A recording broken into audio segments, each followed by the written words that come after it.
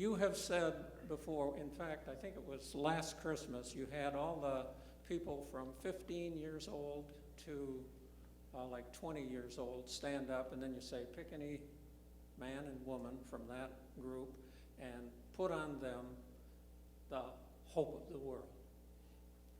I've always thought Joseph was old, and I wondered if you have any historical evidence to demonstrate that he was not. Dale, you're amazing. The second question he's just asking is the ages of Joseph and Mary. And so I will say two things. I have no idea, and the Bible doesn't say. Okay? But it would be just like in our culture today, people are getting married later and later and later. Professionals, the median age for professionals, if they ever get married and don't live together perpetually with whoever they want, is late 20s. That's our culture. Yet, a generation or two ago, the median, so there's a cultural median age of marriage. In the biblical times, the average person in the first century didn't live past their 50s. Think of that.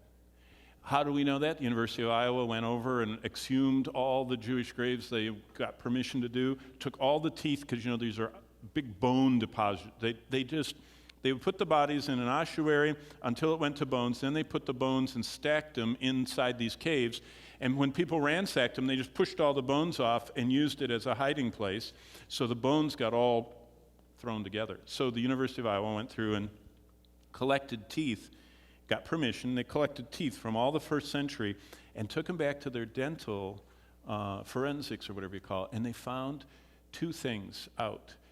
The average person didn't live much past their 50s in the first century. And the second thing they learned is that they had a very hard life. And what they saw is that the people's teeth were worn down because, really worn down, because they had a very coarse diet. They ate a lot of not well milled grains and all that. And so if you aren't going to live past your 50s, and if life is hard, the earlier you got married, the better, because you had longer because back then, children could work the fields and help with your hard, short life. So in the biblical times, you betrothed a girl, and by the time of 12, 13, 14, 15 was getting up there, they were married. Now the boy had to prepare a place. So usually the boys weren't 12, 13, 14, because what they did is, most often, this is the family house. It was called an insula, and mom and dad lived there. And when mom and dad got old, you built a little deal on the side, and grandmom and dad lived here.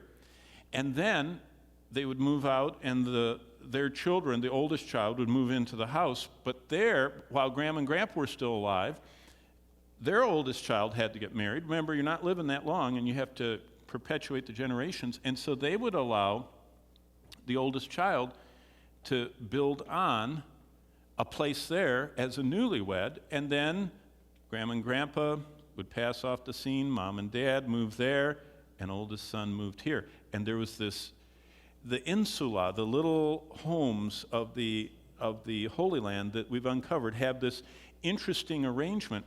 And Jesus used this in John 14 when he said, I go and prepare a place for you. I betroth to you.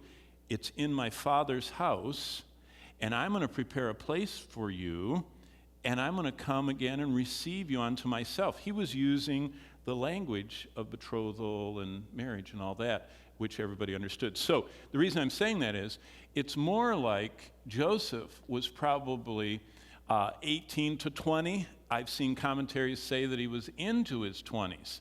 So let's say he was even 25. Okay, if Jesus is born when Joseph is 25, Joseph and Mary wouldn't even have their first child for a year plus after that. If you die, if late 50s is old, can you imagine you can die of a tooth infection if you don't have antibiotics. It can go into the bone and become systemic. Can you imagine how hard it was back then, where they manually worked and got injured in their workshops and had rotting teeth and in all kinds of infections? So just saying this, the median age of people and the need for having, take care of this cycle so that the home and the homestead and the land is taken care of, and with infant mortality rates as they were, most likely Mary was in this somewhere in the 15 range, and Joseph was somewhere over 18, 18 upwards, so that he was able, remember, he was already established in a trade. This idea of the carpenter, tecton. He was probably, a tecton, by the way, wasn't working primarily with wood. They worked primarily, if you know anything about Israel, they worked with stone, because they didn't have a lot of huge forests. And so probably Joseph and Mary, when they moved to Nazareth, because he wasn't, and you didn't even ask that, so I won't even go into that. So that's how we get the date. So Dale, I have no idea. Where did you go, Dale? I have no idea how old Joseph and Mary were, but culturally, Mary was probably 15-ish, and Joseph was probably 20 at the high end, and all. But you will read that he was an older man, kind of like a Boaz, and that's why he was gone. He doesn't have to be. Just in normal mortality, he wouldn't be around. He was around for having 8 children. Remember that. Joseph and Mary had 4 sons and daughters, so 2 or 3 daughters. And so with Jesus, that's 8 kids.